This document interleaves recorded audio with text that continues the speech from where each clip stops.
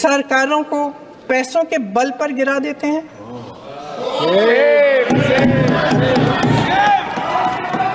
मेरा आग्रह है कि अपन संविधान में सकारात्मक बोले। आप राजनीतिक न्याय की बात करते हैं, सरकारों को पैसों के बल पर गिरा देते हैं।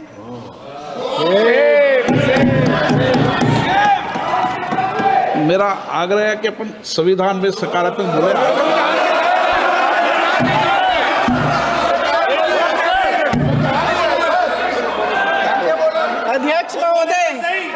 अध्यक्ष महोदय, सत्ता पक्ष के हमारे साथी ने एक उदाहरण दिया उत्तर प्रदेश की सरकार का, तो मैं भी एक उदाहरण दे देती हूँ महाराष्ट्र की सरकार का। मैं भी एक उदाहरण दे देती हूँ हिमाचल की सरकार को तोड़ने की कोशिश किसने की, पैसों के बल पे की, गोवा की सरकार। तमाम उदाहरण राजस्थान की।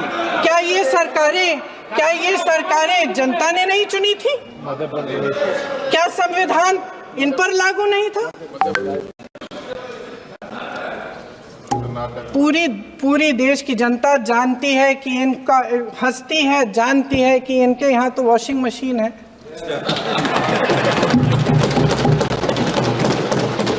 तो यहाँ से वहां जाता है, वो धुल जाता है। इस तरफ दाग, उस तरफ स्वच्छता। और मेरे कई ऐसे साथी हैं जो इस तरफ होते थे उस तरफ चले गए, मुझे दिख भी रहे हैं, वॉशिंग मशीन में शायद धुल गए हैं। अध्यक्ष महोदय, जहां भाईचारा और अपनापन होता था, जहां हमारे संविधान ने एकता का सुरक्षा कवच दिया था, वहां शक और घृणा के बीज बोए जा रहे हैं। एकता का सुरक्षा कवच तोड़ा जा रहा है।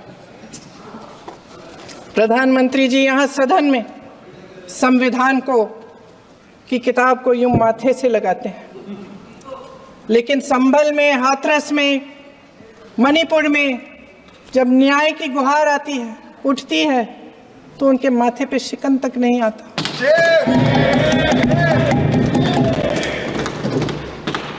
शायद समझ नहीं पाए हैं कि भारत का संविधान संघ का विधान नहीं है।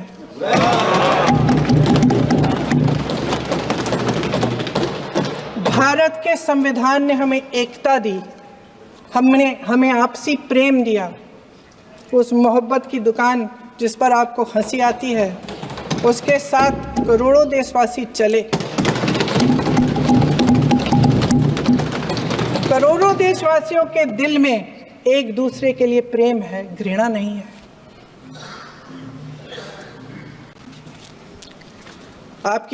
इनकी जो विभाजनकारी नीतियां हैं, उसका नतीजा हम रोज देखते हैं। राजनीतिक फायदे के लिए संविधान को छोड़िए, देश की एकता को भी ये रख नहीं सकते, इसकी सुरक्षा नहीं कर सकते। हमने संभल में देखा, मणिपुर में देखा। दरअसल इनका कहना है कि अलग अलग इस देश के अलग अलग हिस्से हैं। कैमरा।